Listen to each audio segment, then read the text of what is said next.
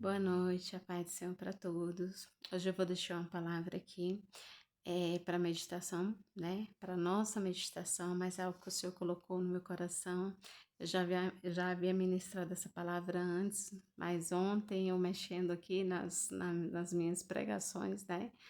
Nos scripts, né? Nos scripts das pregações a qual o Senhor me deu, eu encontrei uma pregação, né? E na verdade, três delas ferveram o meu coração. E uma que eu tinha colocado para poder trazer aqui para vocês, né? Como eu falei, eu não vou estar aqui só trazendo revelações de sonhos, profecias, a qual o Senhor me mandar trazer, ou experiências com Deus, testemunhos, né? Vou estar trazendo aqui conforme a vontade do Senhor, não a minha, né? Por isso que eu tô aqui, é para fazer a vontade dele, não a minha.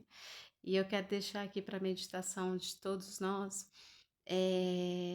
a primeira carta, segundo escreveu Pedro, capítulo 2, versículo 9, que é um versículo muito conhecido, que diz assim: Mas vós sois a geração eleita, o sacerdócio real, a nação santa, o povo adquirido, para que anuncieis as virtudes daquele que vos chamou das trevas para a sua maravilhosa luz.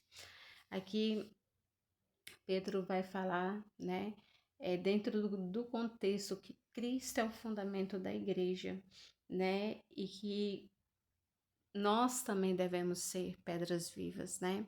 Nós devemos ser pessoas separadas, né? Para aquilo que Ele nos vocacionou, como geração eleita, como pessoas diferentes, como pessoas tiradas, arrancadas, né? Do sistema do mundo. E o interessante, dentro daquilo que o Senhor ministrou ao meu coração, é que quando a gente vai decorrer, né, vou colocar aqui no Novo Testamento, a partir de Cristo, né, Cristo, ele se despiu da sua glória, ele veio, né, nasceu, né, cumpriu as escrituras, né, as profecias do Antigo Testamento, né, dos profetas maiores, dos menores também, alguns também vão falar de Cristo. Então, assim, mas eu vou trazer dentro do Novo Testamento, né? Porque geralmente a maioria das vezes quando a gente vai para Cristo, a gente vai meditar principalmente dentro do Novo Testamento. Por quê? Porque ali já nasceu Jesus, né? E o interessante é que Jesus ele vai chamando os discípulos, os apóstolos, e ali a gente vai vendo, né, durante a trajetória de Cristo, durante a trajetória dos apóstolos, erros, acertos, falhas, sabe? E tudo isso está aqui dentro da palavra de Deus, sabe? E o que mais é interessante, eu não sei vocês, mas eu já assim, questionei, né, entre aspas, por que que Deus não colocou só as coisas boas, só as coisas assertivas deles, né? E o Senhor falou para mim assim, filha, porque era necessário, porque eles não eram super-homens, eles eram pessoas simples, como vocês são simples, como vocês são seres humanos, eles também, né? E às vezes as pessoas querem colocar ali como santos, né? Não, o Senhor ele nos chama para nos santificar, para sermos santos como Ele foi santo, né? Assim como os discípulos também. Mas eles teve um processo em Cristo, eles passaram por um processo em Cristo, até eles entenderem verdadeiramente que Cristo, né, era o Messias enviado, prometido para o povo de Deus, né? E eles só vão ver isso a partir da ressurreição de Cristo. Por mais que eles viram todos os milagres e tudo mais que Cristo fez, por mais que eles andaram, né, alguns mais distante, outros mais íntimos, né, como Pedro, Tiago e João, né, que eram tão íntimos. E o que o Senhor trouxe para mim, que independente das nossas falhas, sabe, a gente tem que buscar cada vez mais estar próximo de Cristo, cada vez mais buscar a fazer a vontade do Senhor, né? Por quê? Porque durante o processo, né, como a gente está inseridos em Cristo, como diz lá em João, né, no Evangelho de João, no 15. que nós somos enxertados na videira verdadeira, nós fomos enxertados, né? Então, assim, a gente vai caminhar em Cristo, inseridos em Cristo, não com Cristo, em Cristo, sabe? E ali a gente vai passar pelo processo de maturação, né? Então, assim, nós vamos falhar também. Assim como eles falharam, assim como eles erraram, mas quando chegou o momento deles serem aprovados, né, por Cristo, eles cumpriram o propósito a qual eles foram chamados, sabe? Eles entenderam, né, o propósito do Evangelho, o propósito deles participarem, né, serem hoje exemplos de fé para nós, que hoje a gente pode ver a história de Pedro, de Tiago, de João, de Mateus, sabe? Pessoas comuns como eu e você.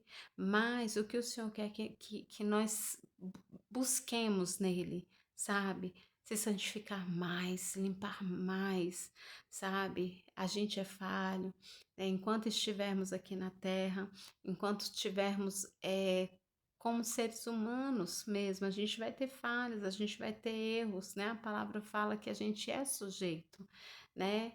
A tais coisas, mas a gente tem que ser a diferença.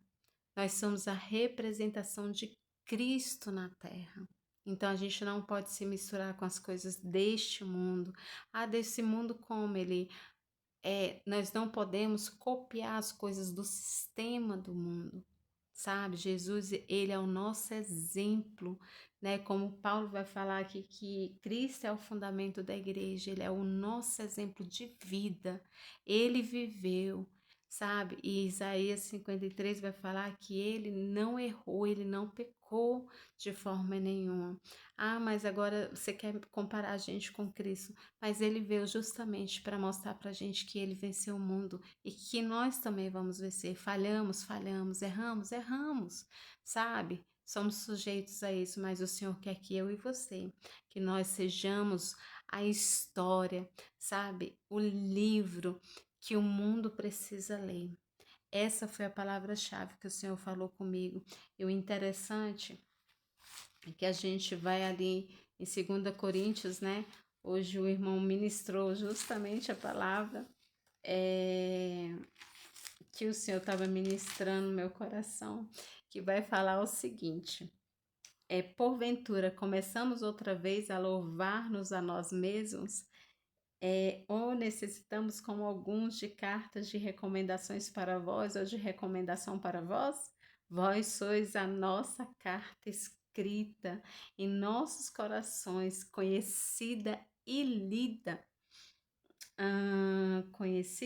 por todos os homens, porque já é manifesto que vós sois a carta de Cristo, mas com o Espírito do Deus vivo, não em tábuas de pedras, mas nas tábuas de carne do coração.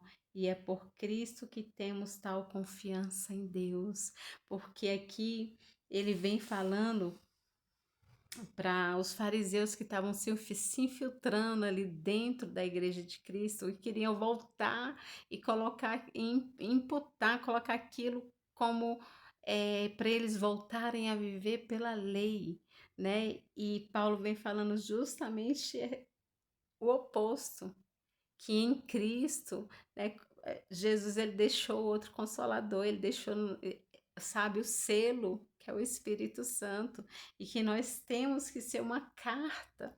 A nossa vida tem que ser uma carta, sabe, a qual as pessoas vão ler, não escrita por tinta, mas com o Espírito Santo de Deus, sabe? Então é isso que eu quero deixar para nós essa noite. Seja a carta que o mundo, que as pessoas possam ler, carta escrita não por mãos de homem, sabe? Não por recomendações de homem, mas pelo próprio Espírito Santo de Deus. Amém? É isso que eu tenho para deixar para nós essa noite. Glórias a Deus.